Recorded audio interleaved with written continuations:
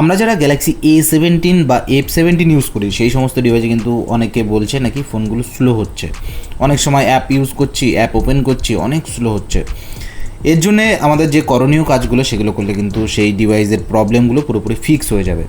এর জন্য আমাদের কী করতে হবে? এর জন্য ফার্স্ট অফ অল আপনার ডিভাইসে যেগুলো আননেসেসারি অ্যাপ রয়েছে সেই আননেসেসারি অ্যাপগুলো কিন্তু অবশ্যই আনইনস্টল করে দিন, কারণ যেগুলো ইউজ হয় না বেকার কিন্তু আপনার ফোনের স্টোরেজ নিচ্ছে, সাথে সাথে র্যামটাও কিন্তু কনজিউম করছে, যার জন্য কিন্তু ফোনটা কিছুটা স্লো হচ্ছে। অ্যাপগুলো আনইনস্টল করা হয়ে গেলে আপনি সিম্পলভাবে চলে আসুন আপনার স্মার্টফোনের সেটিংসে। এখানে গিয়ে এখানে দেখুন ডিসপ্লে নামে একটা অপশান থাকবে, এখানে চলে আসুন। দেখুন আমরা কিন্তু ম্যাক্সিমাম কিন্তু টেম্পার গ্লাস ইউজ করি আমাদের ডিসপ্লের ওপরে। এর জন্য কী হয়, আমাদের ফোনগুলো কিন্তু অনেক সময় টাচ করলে অনেক সময় রেসপন্স ঠিকঠাক হয় না। এর জন্য আমাদের কিন্তু টাচ সেন্সিভিটি এই অপশানটা কিন্তু অবশ্যই অন করতে হবে, নাহলে কিন্তু আপনার মনে হবে ফোনটা একটু স্লোই। এই অপশানটা অন করলে দেখবেন অনেকটাই কিন্তু আপনার টাচ স্মুথ হয়েছে।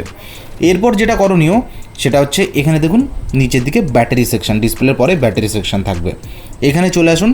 এরপর গিয়ে এখানে দেখুন এক জায়গায় লেখা রয়েছে ব্যাকগ্রাউন্ড ইউজ লিমিটস, এখানে ট্যাপ করুন। এরপর দেখুন এখানে একটা অপশান রয়েছে স্লিপিং অ্যাপ। এই স্লিপিং অ্যাপে গিয়ে এই প্লাস আইকনে গিয়ে এখানে আপনি সমস্ত অ্যাপগুলোকে স্লিপিং অ্যাপের মধ্যে দিয়ে দিন। এতে কী হবে, যখন আপনি কোনো অ্যাপ ইউজ করবেন না ব্যাকগ্রাউন্ডে ইউজ হবে না।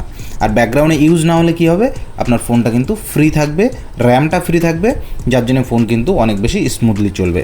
তো এই সমস্ত অ্যাপগুলো কিন্তু অবশ্যই আপনি স্লিপিং অ্যাপের মধ্যে রেখে দিন। এরপর আপনি চলে আসুন ব্যাকে। এরপর নিচের দিকে স্ক্রল করে চলে আসুন। এরপর দেখুন ডিভাইস কেয়ার নামে একটা অপশান থাকবে, এখানে চলে আসুন।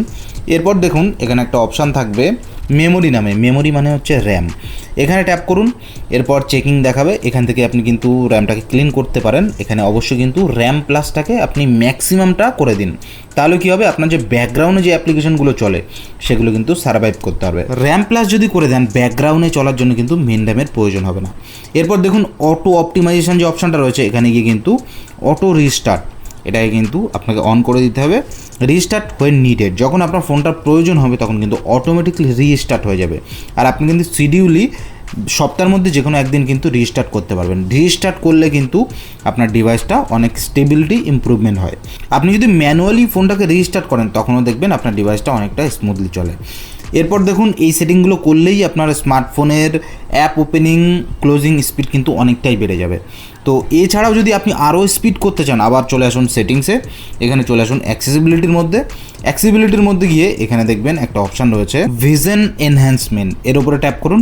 এরপর একটু স্ক্রল করার পরে দেখবেন এখানে একটা অপশান রয়েছে রিডিউস অ্যানিমেশন। আপনি যখন অ্যাপ ওপেন করেন আর ক্লোজ করেন যে অ্যানিমেশনটা টোটাল কিন্তু ক্লোজ হয়ে যাবে, অ্যানিমেশনটা থাকবেই না, যার জন্যে আপনার ফোনটা কিন্তু আরও বেশি স্মুথ চলবে আর অনেক বেশি ফাস্ট চলবে।